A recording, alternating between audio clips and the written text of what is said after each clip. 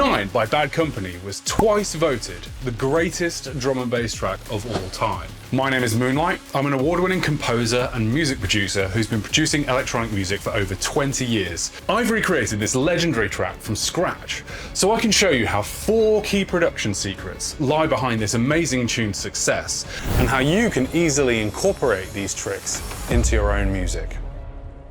So, one of the biggest surprises I had when working on this video was finding out how the 9 was actually made, and it was honestly one of the most valuable lessons I've learned in sound design. It was produced by Bad Company back in 1998, and according to this interview, they mostly used a hardware sampler and effects pedals in their production, and they don't mention synthesizers.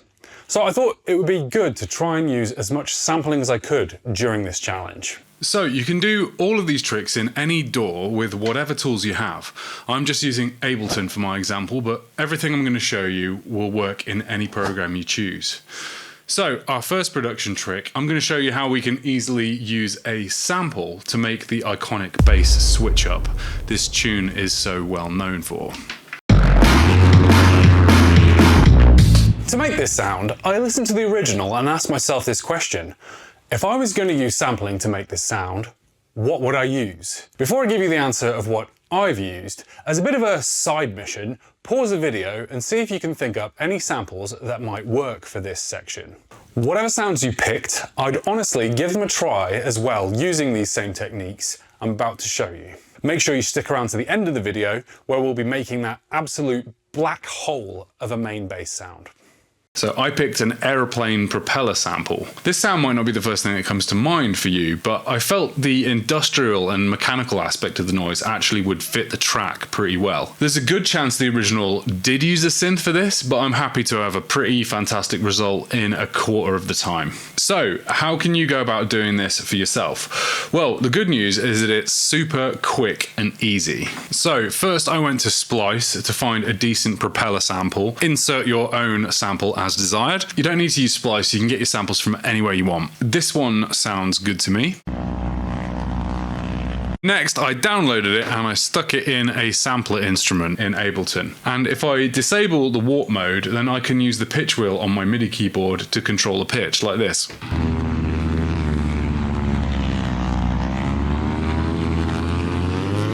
Don't worry if you don't have a MIDI keyboard, you can control the pitch in a different way, and I'll show you that now in just 4 easy steps.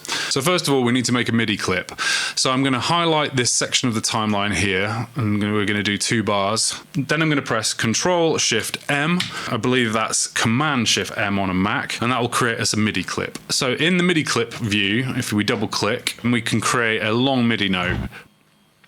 Then in the clip envelope settings, which in Ableton 12 are actually in the middle of the section here. I believe they were in this left panel on earlier versions. This drop down here will click MIDI control. On this next drop down, we want to select pitch bend. It might already be selected for you though. Now what we have here is a line which can control our pitch. This is how we do pitch automation. So first of all, we'll create a control point by clicking, and then we'll click another one later on in the timeline and we'll drag down. This will now create a pitch bend for us.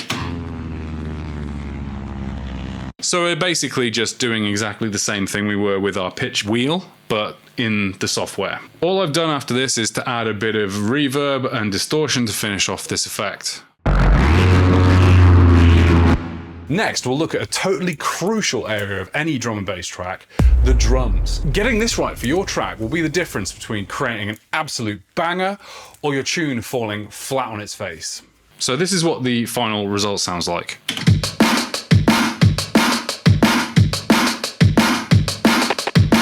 So if you listen to the original's beats, they're big and powerful and smack you right in the face. So let's break down why these drums are so impactful. Did you notice the gritty and degraded sound of the drums? That's a sign of distortion, probably made with the effects pedals they mentioned. The absence of any long drum samples here keeps space in the mix for bass and synths and other elements. And lastly, the drums hit really hard with a good amount of smack to them.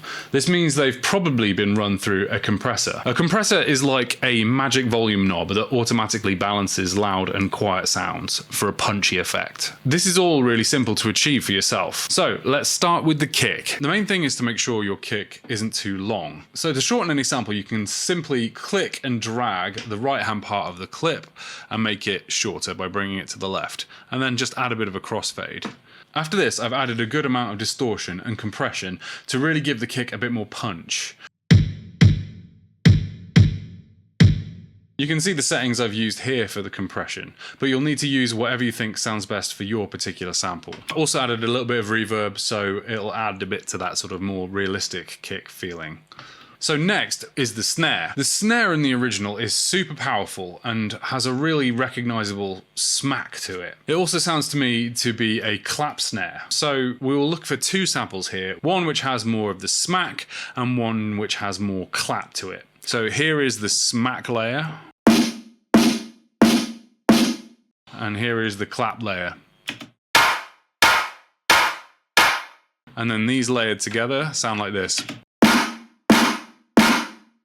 I've grouped these two samples together so I can affect them together as one. For the processing, I've added bit crushing. This is a kind of digital distortion. This one, by Kilohertz, is excellent and it's also free.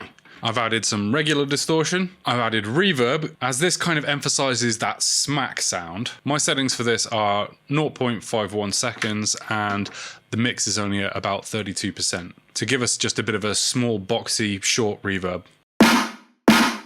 And finally, compression. The compression helps join the clips together a bit better and makes them sound more like one sample instead of two. This gives us a nice distorted and punchy clap snare. Next on the list is the hi-hat. The hi-hat on this track provides a lot of energy and forward momentum for this beat. A closed hi-hat is made up of two cymbals that press together.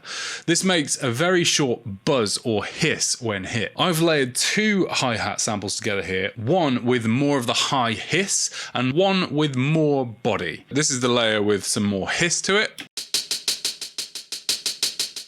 And then this is the layer with some more body. With them both together, it sounds like this. For the pattern of hits, we're adding one note every eighth note, and I've adjusted the note velocities that control the volume of each hit, making certain hits quieter, such as this one, this one, this one.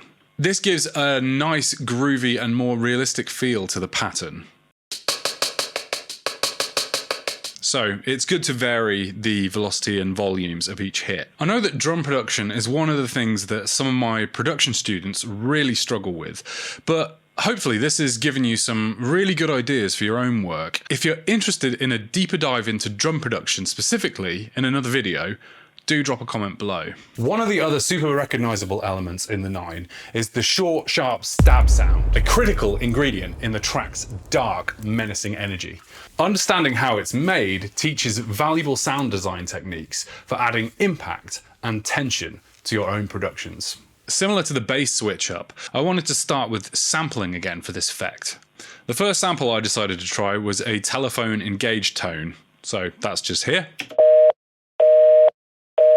It's the kind of thing we've probably all heard before. I thought this sample needed a bit more punch, so I decided to recreate it with a bit of help from a synth, and the final result was this layered effect. Now, how can you do this in your own projects? So we start by taking this simple telephone engaged sound, and we're going to cut it down to make it much shorter. Now, to change the pitch of this, we're going to lower it by 5 semitones. So I'm going to start by double clicking the top of the clip here, and that opens the clip view. Over here in the clip settings, there is a pitch control, and we just want to do -5 in there, and that will detune our clip by 5 semitones. So it sounds like this now. So next we're going to add some reverb and distortion for added depth. For the synth patch, you can use any synth that you've got available. I'm using phase plant because you can use multiple oscillators. Got 4 different sine oscillators, and I've got a little bit of noise added as well. So these sines are tuned as follows. One is set to 2 semitones. This one is plus 7.74. Plus 7 is a fifth. That is then out of tune by another 74 cents. Then I've added 2 more, which are going to be an octave up, so that's plus 12. This octave I've slightly detuned to 11.68. So with just those sine waves and no effects, this is what it sounds like. So added a little bit of noise with an envelope like this. The noise just adds a little bit of impact at the beginning of the sound. And then I've just added a bit of distortion, saturation, and reverb, and then our final sound sounds like this.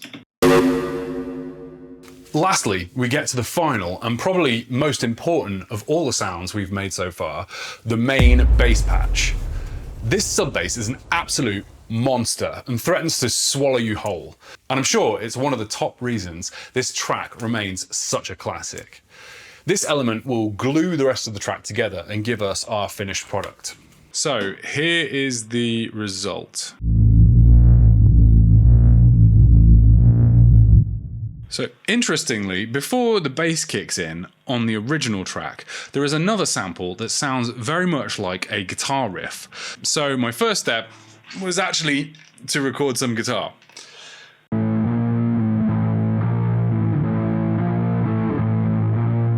So this guitar sound, I actually pitched down 12 semitones to see if that would give us the right kind of vibe. So that ended up sounding like this.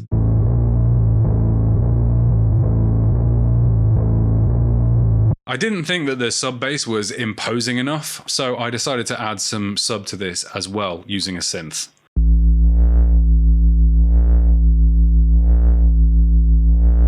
So, how did you do that? Well, I used my guitar and some amp modeling software to record a short section of guitar. I added a synth over this to beef up the bottom end a bit more, as I felt the guitar alone wasn't really giving me that being swallowed alive feeling. I used a very low tuned sine wave, and I used this LFO here to control the pitch bend.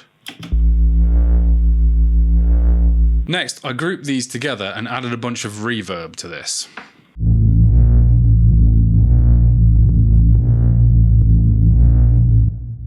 This isn't actually something I'd recommend for sub bass, as reverb can cause a technical issue if you're trying to create a clean sub. But I felt the reverb really makes this whole patch more overwhelming, which is what we're going for here. Lastly, I added this volume curve to add a bit of wobble to it. If I turn this up, you'll be able to hear this better. That just makes it a little bit more unstable. I've done some further tweaks to finish this mix and add some final polish and a few atmospheric samples to finalize this tune. So here is the end result.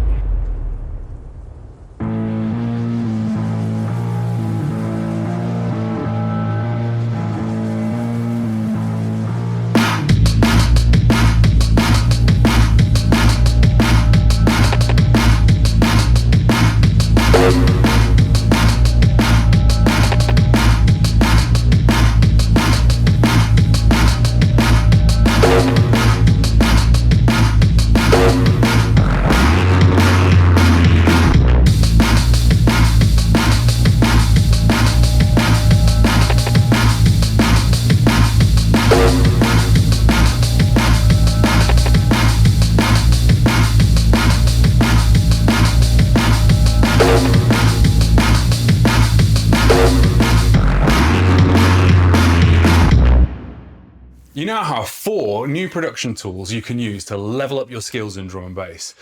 But do you long for the polished and professional sound you can achieve by creating your own incredible synth patches? If the answer is yes, then watch this video where I give a complete beginner's tutorial into all things synth related and watch your production skills go into overdrive.